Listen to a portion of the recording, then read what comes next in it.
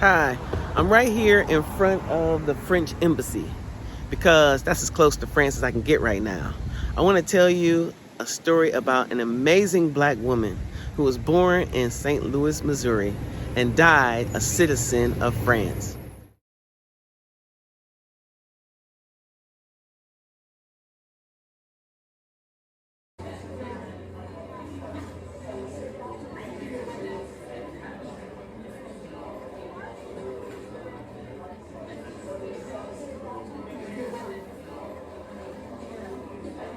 Hello, it's a wonderful day in Paris. It's always a wonderful day in Paris. And since you dropped in, I was just having a cup of coffee, maybe have a croissant or two. I was just having a cup of coffee. But since you dropped in, let me tell you about this amazing black woman who was born a citizen of the United States, but died a citizen of France. Her name is Josephine Baker. It was 1906, and Frida Josephine McDonald was born. She was born to a woman who was a domestic, and her father, who was a musician, but he abandoned her mother and Josephine very early on. So Josephine never really had a relationship with her dad.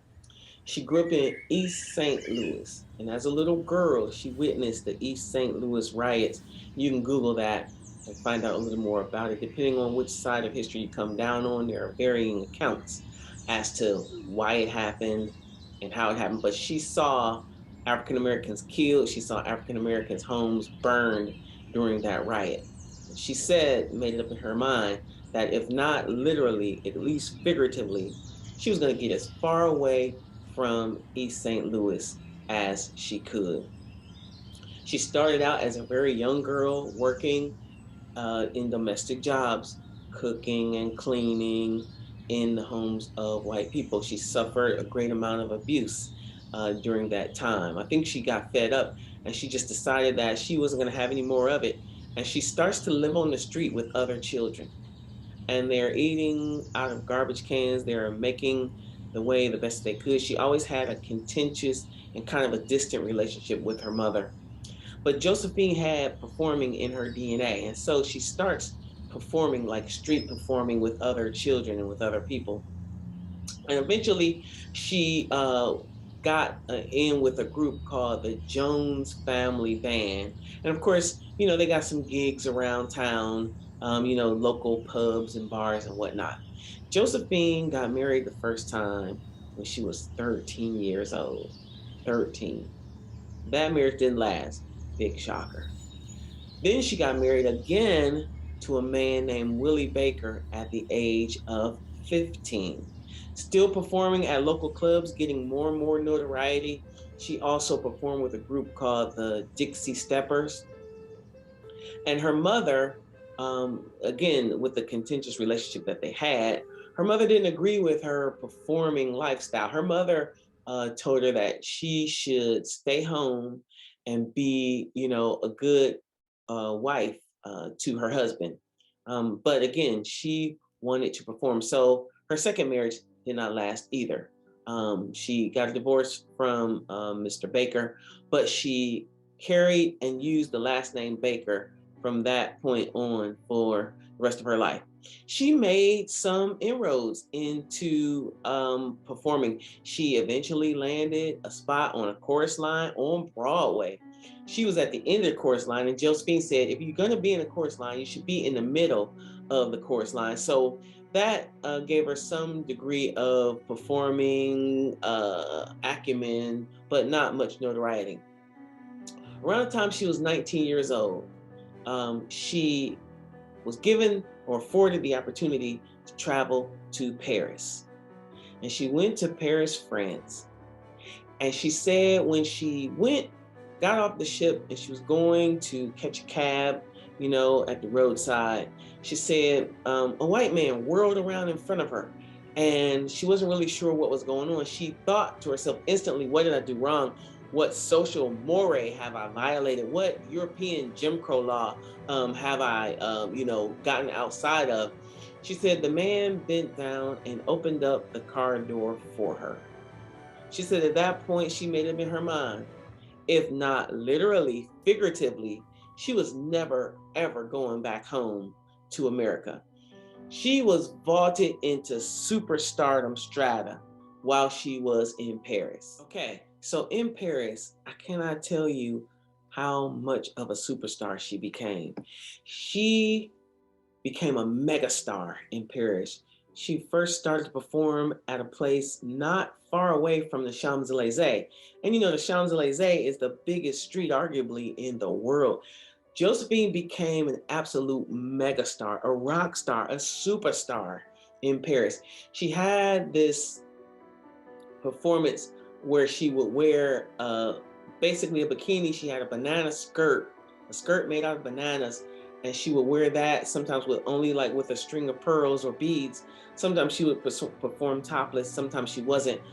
Paris, France wasn't as prudish as America was at the time, and she was just received with open arms in Paris. She was the toast of the town. At one point, Josephine Baker was arguably the most photographed woman in the world. Hemingway, Ernest Hemingway, touted her. Pablo Picasso painted her, and numerous Parisian artists and poets just wanted to be around her, wanted to be in her orbit, wanted to be, you know, a part of the Josephine Baker fan club. That's how popular she was, and not just in Paris, all across Europe. She took the Orient Express to Yugoslavia. She was met at the train depot in Yugoslavia by throngs of fans who had heard her music, had seen her in films. She was one of the first Black women to star in a feature film. She was just the most storied woman in Europe. And it was about that time that she wrote and recorded a song, J'ai deux amours, which is translated, My Two Loves. And by that, she meant she was in love with Paris, but she was also in love with the country of her birth, America. And it was perhaps one of her most popular songs. Being the star, megastar in Europe that she was, she traveled back home to America to perform as part of the Ziegfeld Follies. That didn't go so well. In fact, one of the papers, one of the critiques in one of the papers called her a Negro wench. That hurt her to her core, to the very core of her being. She went back to Europe brokenhearted and probably a little crestfallen based on the reception that she had received in France. About 1937, she married a man named Jean Leon. He was a Frenchman, and she then renounced her American citizenship and became a citizen of France. So let's talk about that for a minute, because I think that's probably why Josephine Baker doesn't get as much play and press in America as perhaps she should. Now, she goes to France and gets off of the ship, and a white man opens the door for her. She is the toast of the town, and not just France, but all over Europe. I'm pretty sure that there are millions of other African Americans who might do the same type of thing. When you think about, she said, this white man opened the door for me to get into a cab. And in my own company, in my own country, I can't get a sandwich in a lousy coffee shop. So when you put it in perspective, she renounces her US citizenship and she marries this Frenchman, and now she is a citizen of France.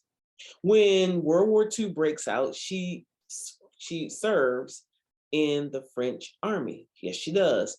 They call her an honorable correspondent. She was in the French intelligence arm of the French army, and she served honorably. So since she was the toast of Europe, there was nowhere she couldn't go. She could travel anywhere. She wasn't restricted. As a performer, she was invited to all of these embassies and consulates where all of these parties going on. I mean, I don't know if you know this, but even in the midst of war, high-ranking officers find a way to have a drink. And Josephine was invited to all of these gatherings, and she would go and she would just listen. And she would come back and tell what she's heard. She would pass messages on behalf of the French resistance. She did it so well that after the war, she was awarded the honor of the highest merit that a Frenchman can receive. Is she was named a Chevalier of the Legion of Honor. And she was awarded that medal by none other than Charles de Gaulle himself. That medal was invented, it originated from Napoleon Bonaparte. That's how big of an honor it is. And she received that honor as in commemoration for her work and her service to the French military during World War II. After the war, she came back to America a time or two. She came back and she spoke out and worked alongside of Reverend Dr. King and others in the pursuit of the civil rights of all Americans. She was so bold that she made some African Americans a little nervous. I mean, after all, she was used to Europe. She was used to the liberties that she was afforded in Europe. She was used to living in Europe at the time, and it was a world of difference. And so she made some people a little bit nervous because she was so bold. In one instance, she walked out of the New York Stork Club because they refused to serve her. She was making a statement. She was standing up for what is right. And she met at the time Princess Grace, who would later on be Princess Grace of Monaco, who was there, and she got it with her entourage, and they walked out too.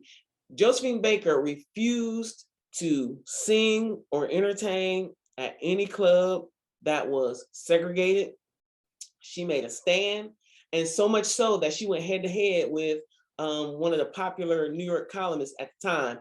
He wrote not one, not two, but several articles attacking her. And eventually what he did was he claimed that she had some kind of communist sympathies, and he got her work visa revoked. And so she had to leave the country. But before that, working alongside of the people as part of the NAACP, she worked so tirelessly that they claimed or that they made May 20th Josephine Baker Day. That's the impact of her service in pursuit of civil rights, working alongside of all of the civil rights icons that we know of in America. Josephine Baker adopted 12 children. She never had any of her own biologically. She adopted 12 children of all races, religions, countries, and cultures. She called them her rainbow tribe. She wanted the world to know that if you don't teach racism, it won't exist, and that people from all corners of the world could exist together in peace. And that is exactly how her children existed. Josephine Baker, in 1975,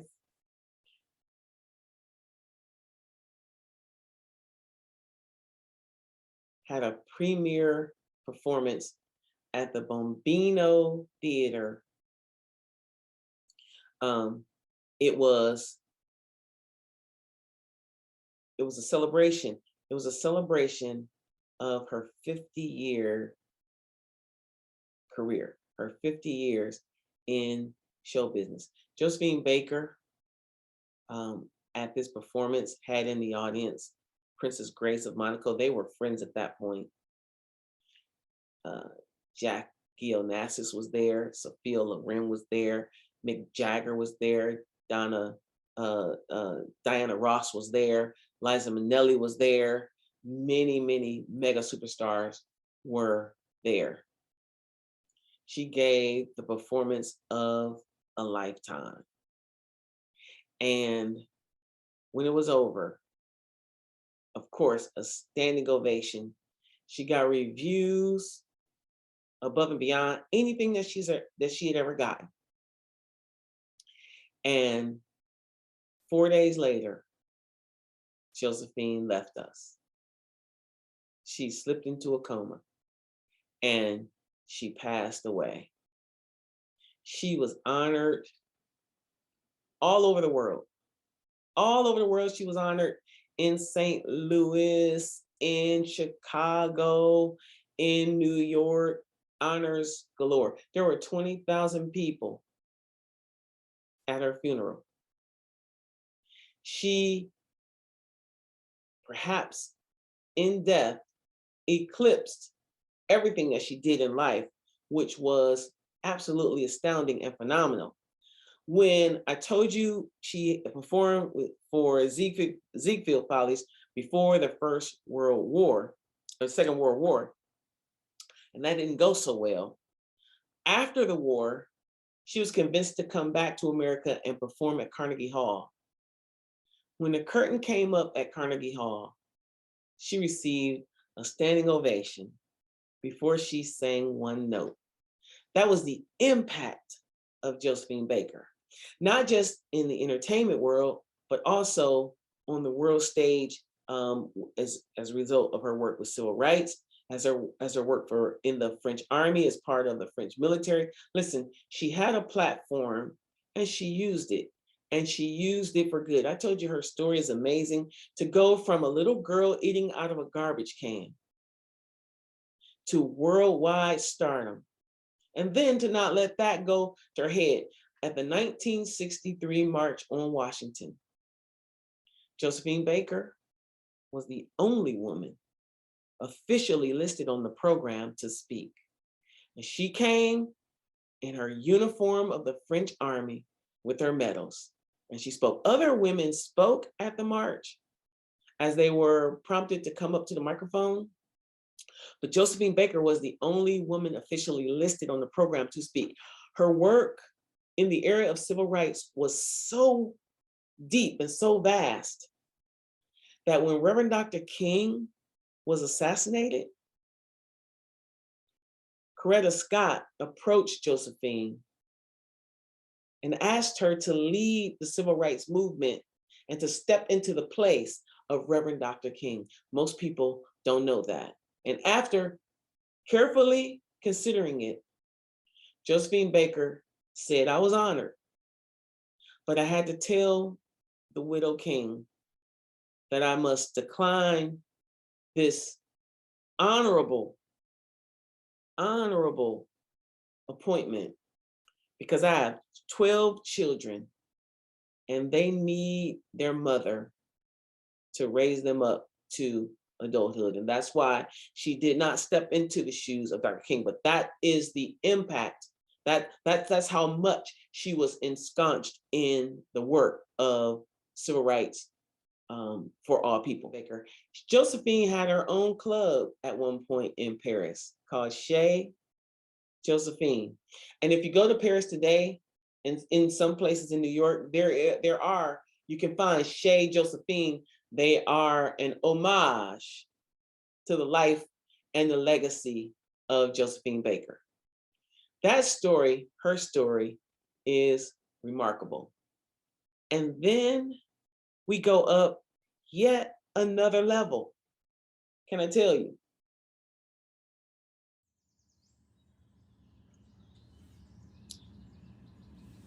In 2021, French President Emmanuel Macron announced that Josephine Baker's remains would be interred in the Pantheon. The Pantheon is where all of France's heroes lie. Her family did not want to disinter her remains, so a compromise was struck.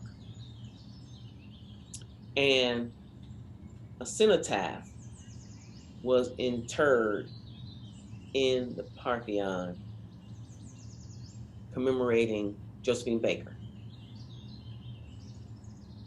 It was a coffin draped in a French flag.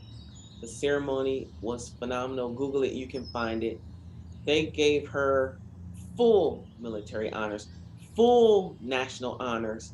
as a hero of France. She is only the sixth woman to be interred in the Pantheon. People in the Pantheon: Victor Hugo, Madame Curie. Madame Curie discovered penicillin. French heroes. Josephine Baker and her cenotaph is now interred in the French Pantheon. Now, in the coffin contains some artifacts from Josephine and soil, dirt from different places where she was. So some from St. Louis, and I don't know, maybe some from New York, and obviously Paris. On November 30th, France does for their adopted daughter what her country of birth could never have done. She was born in St. Louis, Missouri. She passed away as an honored, storied citizen of France. And through all of this, Josephine Baker never forgot who she was. She never forgot where she came from. And she did everything that she could to make the world a better place because she came this way. And I say, Josephine Baker, you did all of us proud. Truth be told, our history, you can find it anywhere, because African American history is everywhere. Way to go, Josephine. Way to go.